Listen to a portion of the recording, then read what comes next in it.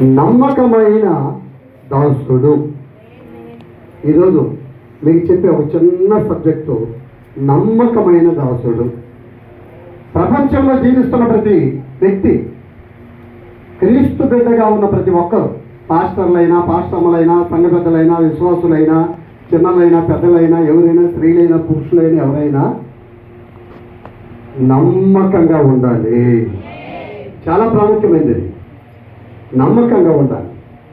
ఒకవేళ నీకు డబ్బు, ధర్మ, ఆస్తి, అంతస్తులు, మిద్దెలు, మేడలు, బలుగుబడి, కండబలం, మండబలం, ఆస్తిబలం, విధి బలం, బుద్ధి బలం, ఆ బలం, ఈ బలం అన్నీ ఉండవచ్చు. కానీ దేవునికి నువ్వు నమ్మకంగా లేకపోతే నీ బ్రతుకే వేస్ట్, నీ భక్తి వేస్ట్, నీ విశ్వాస నిరీక్షణ వేస్ట్. దేవునికి నమ్మకంగా ఉంటే నీ సమస్తములో నమ్మకమైన దేవుడు కార్యాలు చేస్తాడు. నువ్వు ఎంత నమ్మకంగా